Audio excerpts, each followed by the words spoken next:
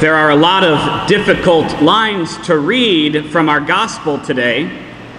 However, I think there is one line in particular that most people in this church can agree on when Jesus is mentioning the family members who will be fighting each other. Mother-in-law against daughter-in-law, daughter-in-law against mother-in-law. I know in my own family that's been true.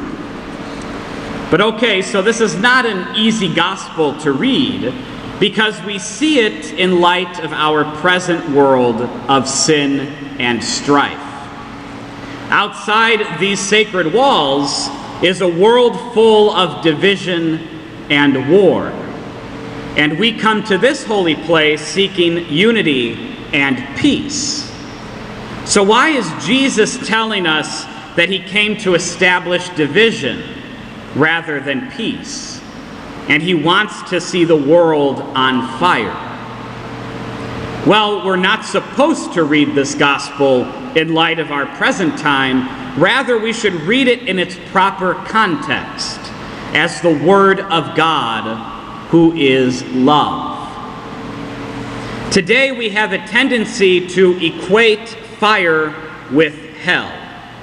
But the early church didn't make that connection at all.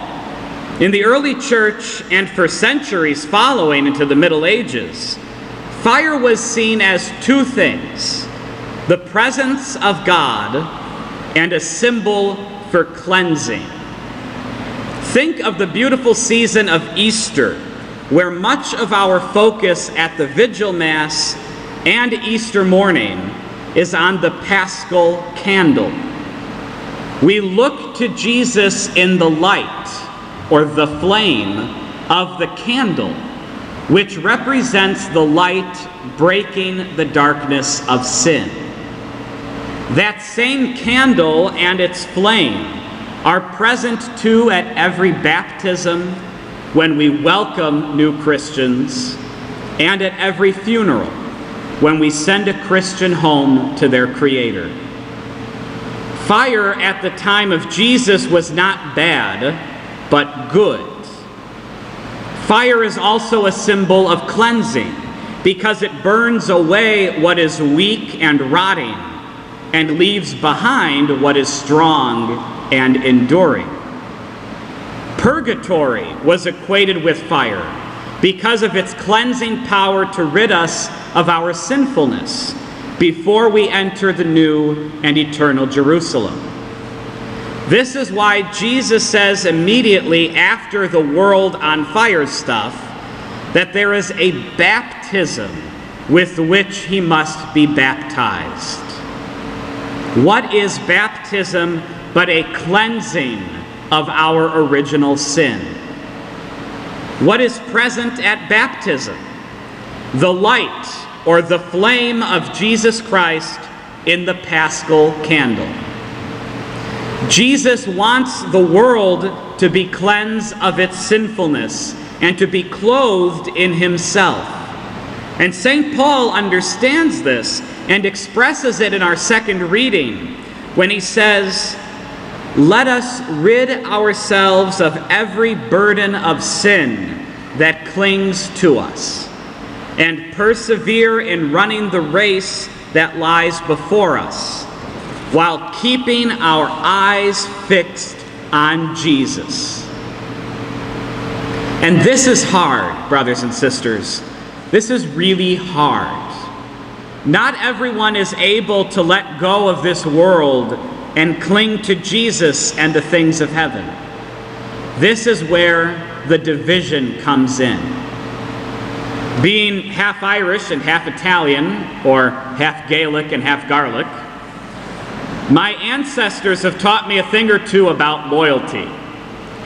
Jesus wants us to be loyal to him alone. Jesus doesn't want you just one Sunday or just want you when you're ready to celebrate a sacrament. Jesus wants you every day, every hour, and every minute. Jesus wants all of you, and not just the nice part that we see on Sunday. Jesus wants us at our best at our worst, in our messy lives, in our weak moments, and in our moments of strength. Jesus wants us all, and we need to give it all to him. And if anyone comes between you and Jesus, Jesus wants us to choose him. The devil tried to come between all of us and Jesus won. Jesus chose us. Now we need to choose him. Let the light and life of Jesus into your heart this morning. Allow his sacred heart of love to inflame your heart so that we can all set the world on fire with the love of God.